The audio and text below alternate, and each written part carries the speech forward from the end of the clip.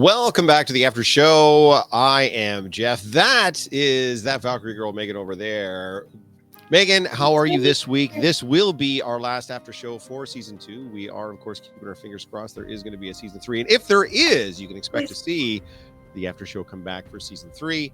I have to say, though, it's not like they left us on a whole whack of cliffhangers on this one. Like, if this was it, I feel like we could probably move on from this and be okay, but I don't want to. I want more of the show. So I would like there to be more. But they did just realizing right now that this is JS Belanger 1701, and we cannot have that at all. Okay, we're just gonna. My good friend, no, we're not gonna reset. We're gonna leave that in because JS is gonna love it. My podcast partner, I'm using his account to do this recording, so it now has the right name on it. As you can see, I am Geoff. That is Megan. This is the after show.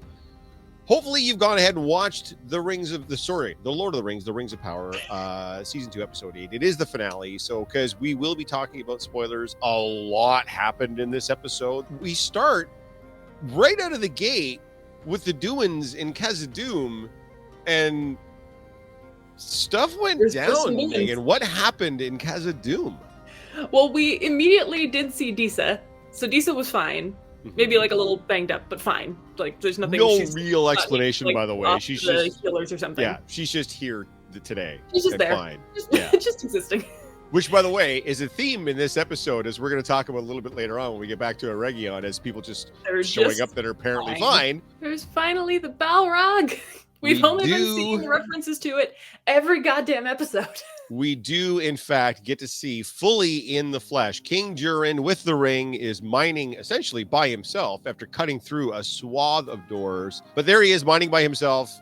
Durin the Younger is begging him, take off the ring, it's making you. And then Durin the Elder busts through to what? Giant cavern that's just filled with mithril. So much mithril, so much of it in there, vein after vein, at which point the Elder Durin looks very, very proud of himself. So proud. And then suddenly 10 the seconds. Light of the silvery blue from the cave just starts to go more and more orange, and then suddenly gurgles and growls, and up from the base, Balrog. And we even get sort of a mimicked or maybe an homage to the Balrog's appearance in the first Peter Jackson film, The Fellowship of the Ring. The whip catches Durin by the foot. Now, there is a key piece here that happens. Durin the Elder decides he is essentially, spoiler alert again, going to sacrifice himself to defend Khazad-dûm against the Balrog. He does one specific thing first. Before he does that, he takes the ring off. At which point we get a glimmer of who Durin the Elder was before all of this ring nonsense corrupted him. Takes up his axe and goes essentially one-on-one with the Balrog. And then a massive cave-in after that, which I'm guessing we're led to believe is why the Balrog was able to appear so early, but will not be taking over Khazad-dûm to a point where the dwarves will be extinguished or have to leave or whatever it is that happens to the dwarves. Yeah, because that particular clearly, Durin isn't going to kill the Balrog, but maybe he injures it a little bit, and then also with the cave-in of all this rock, it gets buried far deep back into the cavern. Not only was the Balrog buried under a massive cave-in, but a massive cave-in that had veins and veins and veins of mithril in it. And I'm wondering if that's what's going to kind of keep the Balrog at bay for a couple of generations before we would get to a point where the Balrog's really going to reappear. Because, of course, now the dwarves know essentially there is, in fact, a Balrog there, though I assume they would be more careful with their digging under. At least for the next little while. The new King Durin. Until it's been a couple of generations and the fear and the awareness has kind of faded into the Yes. And because we want to make sure that there's still a bit of political intrigue throughout this, because we certainly aren't getting enough of that in Númenor. Not at all. The Delve Master is quick to point out later on in the episode, back in Khazad-dûm, as King Durin IV, is mourning his father. He makes the statement that you were not the preferred heir, according to half the dwarves in here, and your brother, who have we met? We haven't met the brother. No, I didn't think we met the brother. Your brother is looking to make a claim. So apparently we're not done with the dwarves of Khazad-dûm. The succession is going to be an issue. which is probably going to seem fairly small potatoes compared to the Balrog, but I guess we'll see. Who knows? We will find out. We will, in fact, find out. On the other side of the sea, we do get to see our friends in Númenor. So I'm going to be blunt and honest. The more that's happening in Númenor, the less intrigued and interested I am with what's happening. I don't particularly care what's happening in Númenor. No. So we're still getting this fight for power, but in a sense, it looked like after last episode, the Queen of the Sea, Miriel, was going to be elevated to a point where she would be able to challenge Pharazôn for the ruling of Númenor. But then some scroll with some writing appears on it that somehow implicates her in a partnership with Sauron? I was going to say, so like, it's definitely something that Pharazôn just made up because he saw Sauron when he touched the elf sphere, right? Like, that's where we're going with this. They don't do a very good job of explaining what this particular piece of paper has that everybody is just all of a sudden believing that Mirabelle is somehow in league with Sauron, even though it seems like there's not a shred of evidence to support that. So I don't know what this missive that's being hammered up on doors means to anybody. So, I think the missive was saying that they're going to be arresting the faithful. It's not specifically about the Queen. I got the sense that the scroll that I don't remember Pharazôn's flunkey's name, but the scroll that is read that somehow implicates Mirabelle as a ally of Sauron or in league with Sauron. It's never stated what's said on the scroll, like what has led everybody to believe that this is what's happening, and everybody's just like, yeah, that sounds about right, and then just goes out, even though the speech has spat her back out and she is innocent according to the Valar. Apparently she's not innocent because she's somehow in league with Sauron according to this piece of paper. It's like, it wasn't the Valar that said that she was innocent, it was Sauron that tricked the sea monster into making her innocent. But are we like extrapolating all this? Because I feel like none of it's explained. It's super not explained. I will say that we do get two key elements as far as Númenor goes. One, our boy Elendil, the former captain of the guard, escapes Númenor. Yep, now we got to see his vision. We get to see his vision, Númenor seemingly afire as he's leaving, which, again, I'm sure bodes ill will for the citizens in the realm of Númenor. But we also get a flash over to the Southlands, where we get to see our boy Isildur in a really weird love triangle of some kind. It was a very odd... We have no background for like that lady's fiance, but I kind of feel bad for this dude. He was like standing right there beside her. Yeah. When she was ready to just leave with this dude to go back to Númenor. Yeah. And then when they're told that she's not allowed to, she just goes back over to him, holds his hand, and I guess she's in now. It's not bad enough that it's Pharazôn on Númenor itself, because at least his machinations are a little bit more... He seems to just be looking for a grab of power. I was going to say, I think he wants control and believes that he has the right things in mind. Right. His son is just a piece of shit. He's just a complete and utter douche bro for no reason. Like, he's got big, do you know who my father is energy. He has a brief, seemingly nice reunion with the guy that everybody thought was dead. Isildur. Yeah, I was gonna say, the quick moment when he first sees him, I was like, oh, are we actually gonna get like a moment of humanity and like is it good going to be okay from this guy? Nope. Super not. No, like within seconds, Isildur's like, so my friends can come on the ship back to Númenor too, right? And douche bro's like, nah, you can get on the ship if you want, but nobody else. So it looked like Isildur gets on the ship, Astrid stays on land with her sort of not really in love with fiance, the placeholder for Isildur, I guess. By the way, a smoky kiss earlier between Isildur and Astrid happens, even though we've had very little build up to this sort of weird romantic triangle. They're just suddenly in love.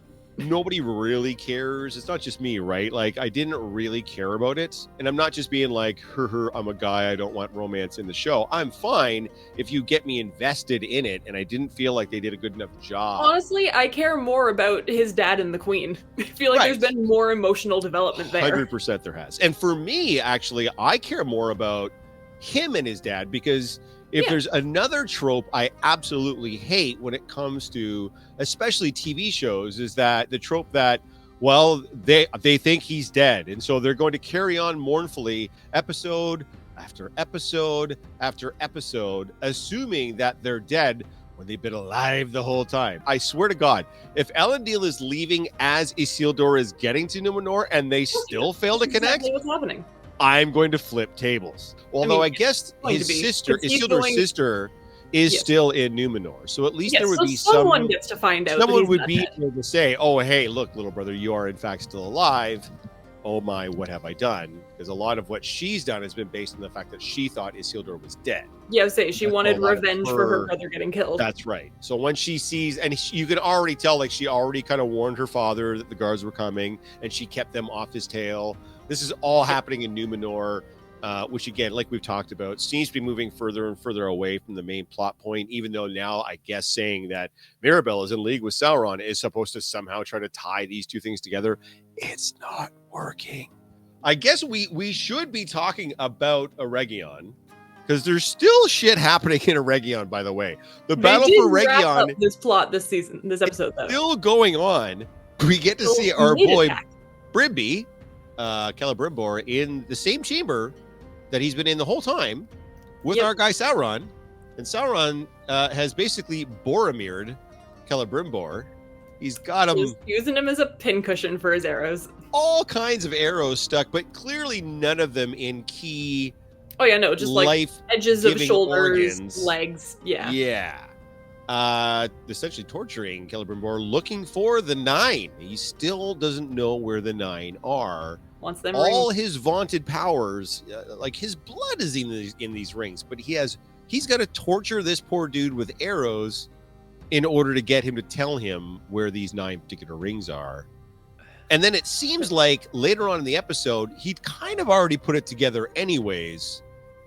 Yeah, because he knew. Because he doesn't tell him.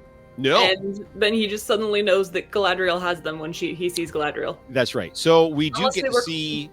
The justification in my brain is he was close enough that he could like sense them then, because she just has them like tucked into her armor. So I mean, that's fair. Maybe, I don't know. They didn't do a very good job, like a lot of things in this episode. Unfortunately, they didn't do a very good job of communicating that. But we do see what I mean should have been, and I think it pretty much was, but should have been an interesting. What's the word I'm looking for here? It turned into opposite day very briefly, because Celebrimbor is the one that ends up manipulating Sauron into killing him, because Sauron basically says, like, I will slow torture you until the end of time for you to give me what you want. Like, you don't know the things that I'm going to do to you. I saw what Morgoth, the previous Dark Lord, did to others and did to me, and that's what's going to happen to you. And then Celebrimbor just keeps twisting the knife into a point where the Lord of the Rings... I said the thing. He said the thing, yes. Celebrimbor actually refers to Sauron as the Lord of the Rings. Sauron ends up killing Celebrimbor before he learns the fate of the 9 rings that are meant to go to the realms of men. Quick aside here about the 9. I learned recently that I assumed, much like with the Elven rings and even with the Dwarven rings, that the rings were designed for the 9 kings or the 9 rulers of men. Apparently, that's not the case. With the 9 for men, those 9 rings go on essentially like regular dudes who then become kings due to the power of the rings. We get to see this. Our boy Sauron sheds a tear. Got to admit, Charlie Vickers, the guy who's playing Sauron, he's such a good actor. Wasn't my favorite through the first season and even some of the early parts of this season, but he really started to lean into this role, this dual role, especially now that he's kind of had to drop the facade and he gets to just be the piece of shit he's supposed to be. Vickers is really leaning into it, and that single tear that kind of appeared on his cheek was very poignant in that particular moment. I felt like it was somewhat of a catharsis that he and Celebrimbor went through a lot together, essentially. Like, I know he's manipulating him, but these ageless rings that are going to be around for thousands of years, they're going to spark off all these different things. Yes, brilliant acting by our boy Charlie Vickers. I can't wait to see more of him. One thing I did want to point out, and I think I messaged you at the time, is while this is all going on, this battle for Eregion is still happening outside. Yes.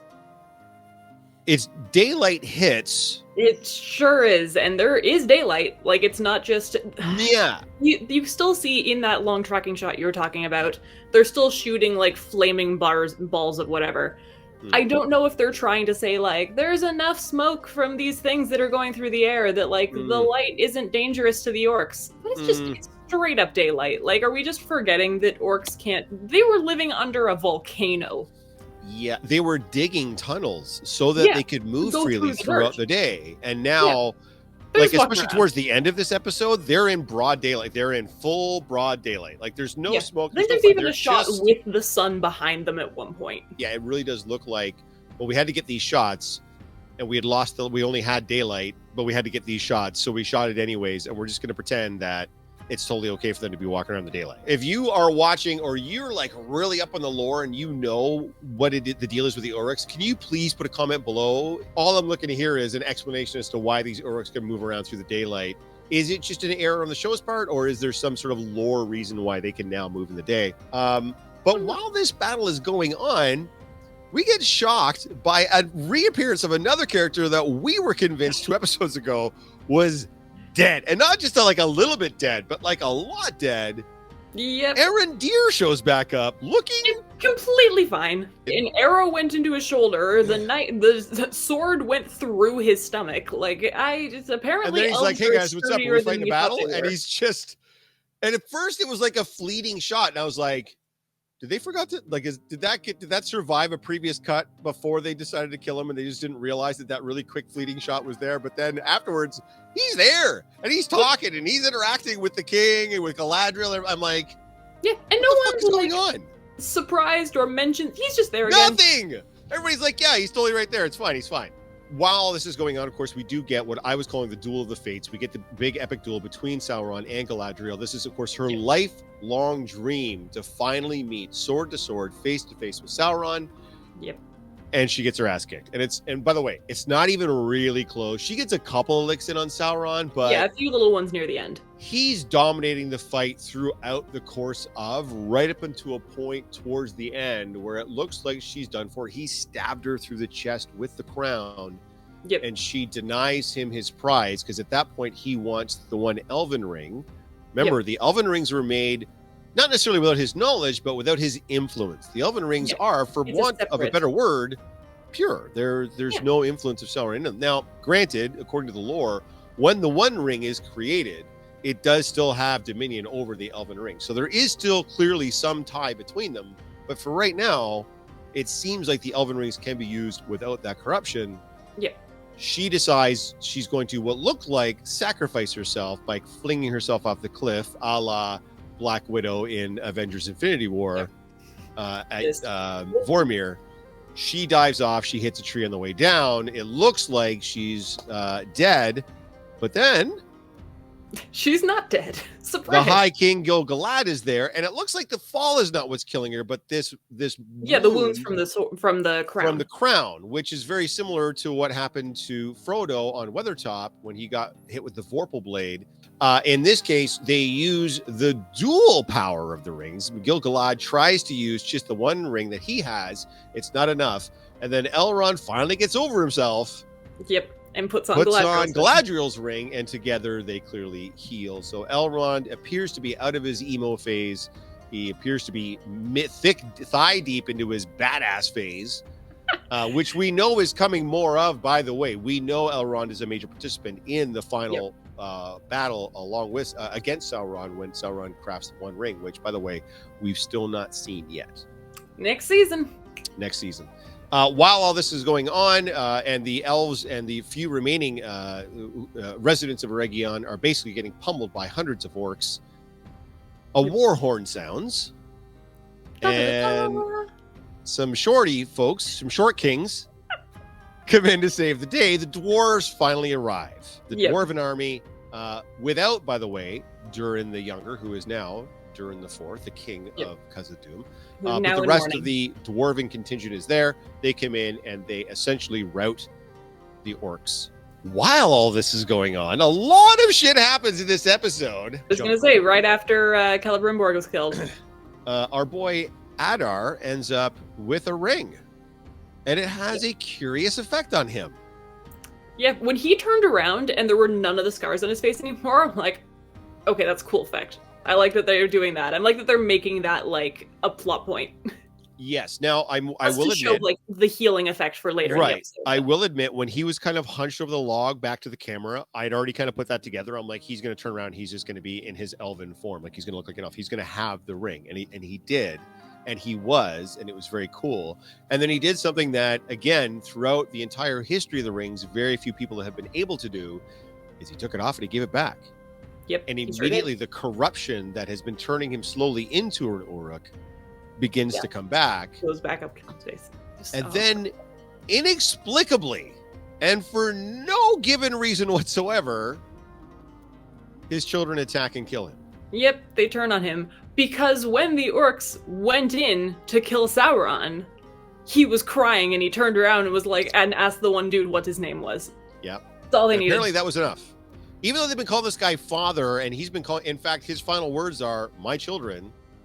Yep. Before he dies, they all turn on him anyways. And again, it's hard to know if it's, we talked about this before, it certainly doesn't seem for a love of Sauron so much as it is a fear of Sauron. I think it's fairly obvious, probably to the Uruks, upon coming upon Sauron and seeing what he can do, that their boy Adar probably didn't stand much of a chance against him. Maybe, I don't know. I got to be honest with you, close. Nothing else really makes sense at this point.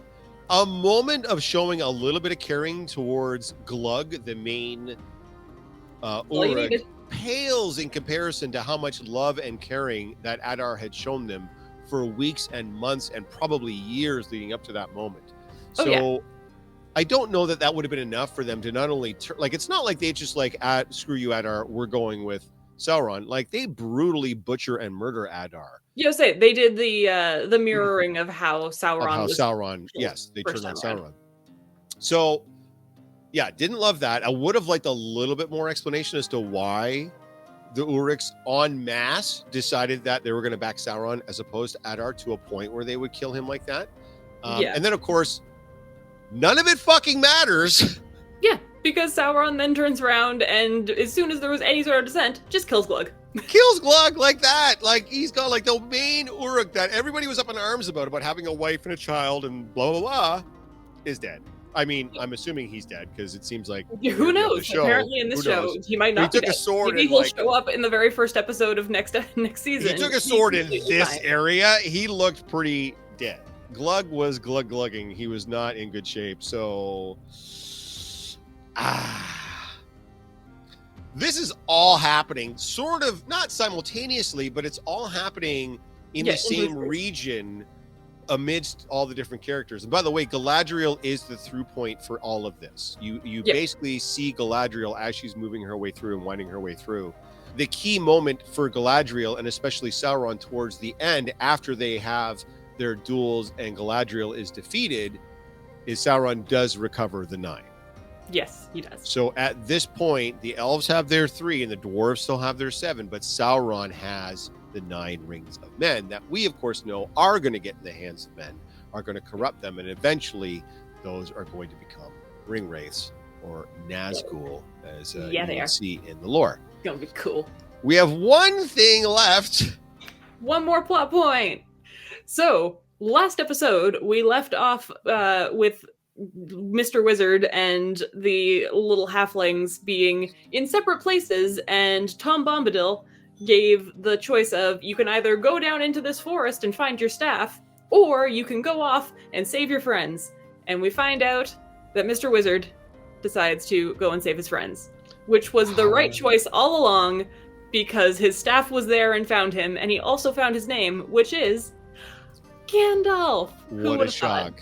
Yes, so shockingly, Gandalf is in fact Gandalf. The more, I got to be honest with you, the more, and I don't have his name in front of me. I wish I did, but the more I'm seeing that actor, the actor playing Gandalf, sort of come into his own and slowly start to sort of realize what's happening and such. That actor is doing such a great job of really showing those emotions, because of course he's under a wig, he's under a bunch of facial hair as well. I was saying, he's got a lot going on, long robes and such, but he's really, much like with Charlie Vickers, I feel like initially he was kind of not annoying, but I wasn't picking up what he was putting down. But now he's selling me on the struggle that he's having and trying to find his place in the world and his purpose to his life, because he doesn't have any memory of what came before. In fact, we do see at the end of the episode that he and Nori and Poppy decide to go their separate ways. Nori and Poppy are obviously going to stay with the stewards. They have to begin their migration, to which, of course, Nori and Poppy are very familiar. So they're going to help the stewards in the migration. And someone has a theory about that. I do have a theory about that. I figure they're going to, I don't know if it'll be in season 3, but at some point, if we continue following the hobbits, they're going to have to find the Shire. Like, they have to, right?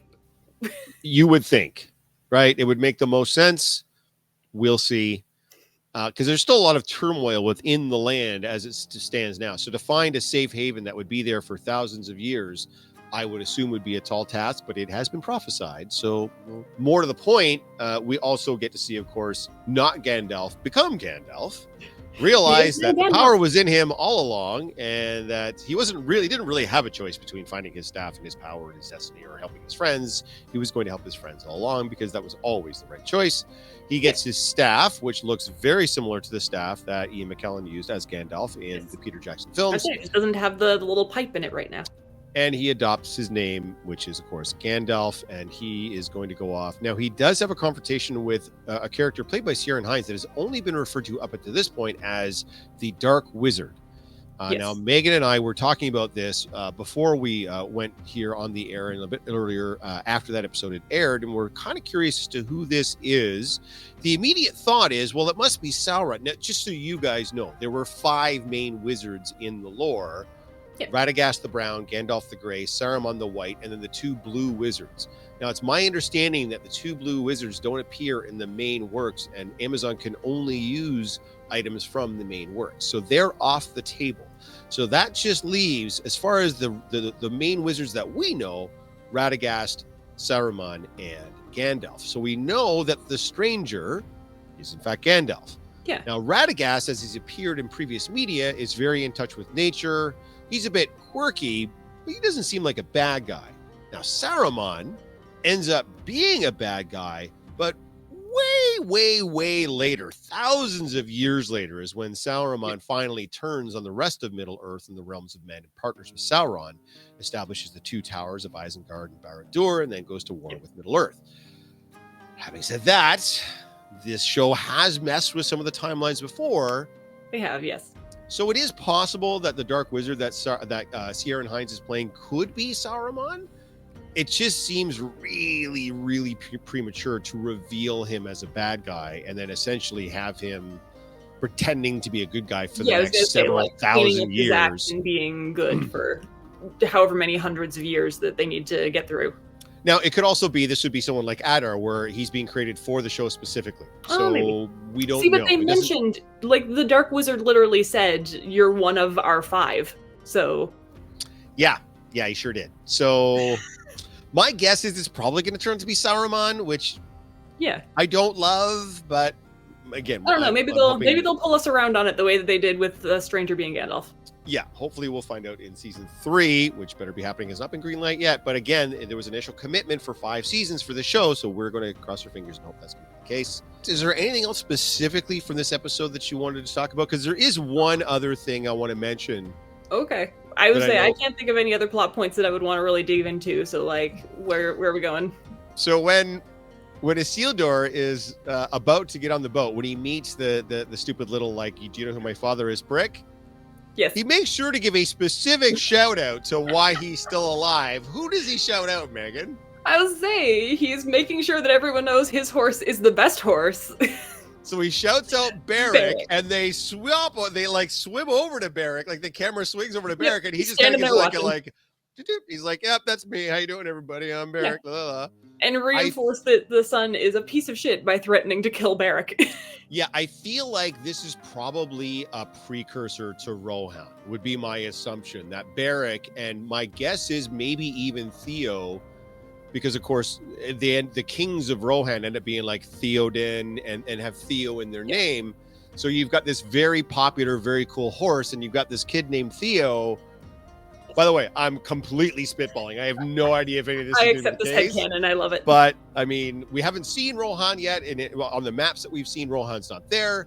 Maybe that's what Rune ends up become. Maybe Rune becomes Rohan. I don't know. That makes sense. But, yeah, I don't know enough of the lore. If you're one of the super geeks that knows all the LO tier stuff and you want to put it down in the comments below, that would be great. But I knew we had to give the shout out of our boy Barrick before we get out of here this week. Guys, this one ran really long, but I kind of figured it would, since it was the season finale of season 2 of The Lord of the Rings, The Rings of Power, Shadow and Flame. Hopefully you guys have seen this episode and watched all the way through season 2 and watched us here in the after show, and you've enjoyed it just as much as we have. If you have, please go ahead and put it in the comments below. If there's anything that we failed to talk about and you guys want to have some conversation about it, go ahead and put that in the comments below as well. We won't be doing another after show until season 3, cross your fingers, but we will go ahead and respond to any comments, positive or otherwise, that are going to be in the comments below. Megan, is there anything else you want to hit us with before we get out of here to this week? I would say I will let it wrap up there. We've talked through yourself long enough. Guys, don't forget to like and subscribe here, and hit the notification bell so you know anytime we're going to be producing an after show or the podcast that we have, the Geek Boutique, on Thursdays at 7, or even some of our Geeking Out interviews. This week we just dropped a new one with comic creator and amazing man, myth, legend, Geoff Johns. So check those out on the channel. Otherwise, guys, I don't know when we'll see you again. We'll see you hopefully after the premiere of season 3 of The Lord of the Rings, The Rings of Power. Hopefully. Otherwise, stay geeky.